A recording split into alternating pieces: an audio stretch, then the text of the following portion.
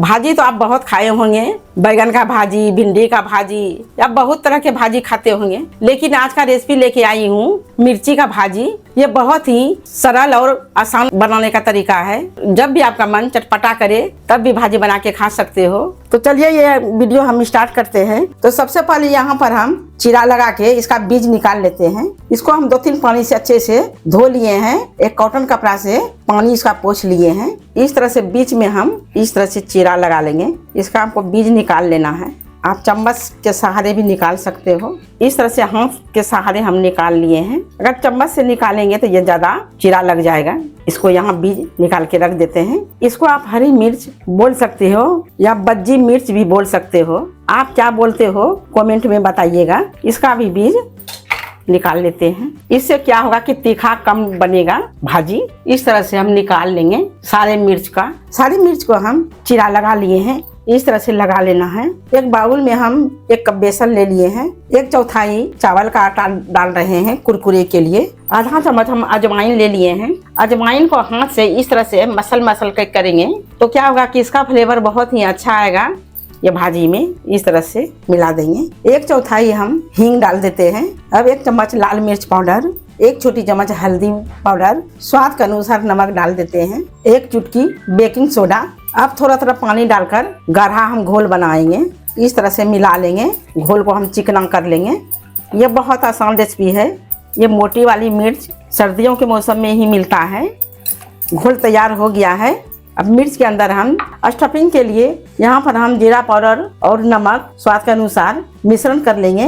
आप चाहो तो इसमें आलू भी बॉईल करके स्टफिंग तैयार कर सकते हो। हम आलू नहीं दिए हैं। यहाँ पर हम जीरा पाउडर डाल दिए हैं। थोड़ा सा नमक डाल देते हैं। नमक डाल देते हैं 1/4।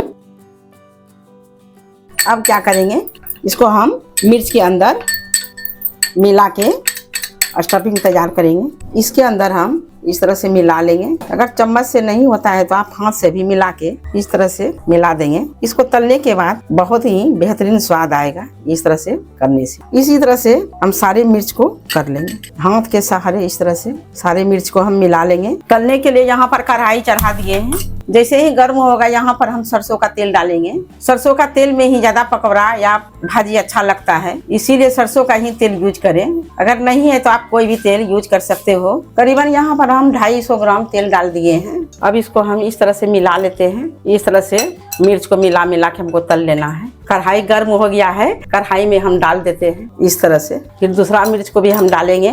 इसको भी इस तरह से हम मिला लेते हैं। इसी तरह से हम सारे मिर्ची को घोल में लपेट के कढ़ाई में डाल देंगे।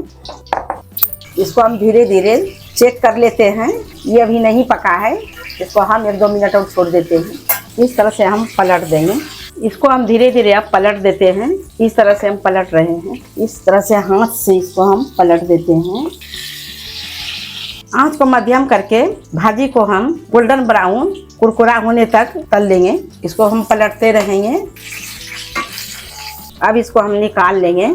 इस तरह से हम निकाल लेंगे। इस तरह से हम निकाल लिए हैं। जो भी एक्स्ट्रा तेल है निकल जाए। इस तरह से हम सारे भाजी को निकाल लेंगे। दूसरा बैच भी हम कढ़ाई में डाल दिए हैं।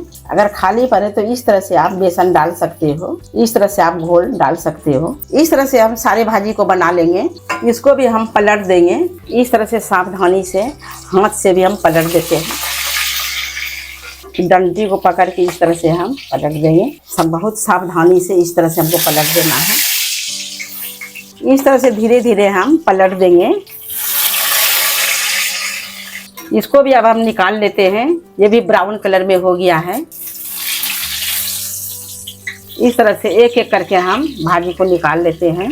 इस तरह से सावधानी से मिर्ची के भाजी को सुनहरा और कुरकुरा होने तक हम फ्राई कर लिए हैं। इसको आप हरी चटनी के साथ या टमाटो केचप के साथ, प्याज नींबू के साथ सर्व कर सकते हो।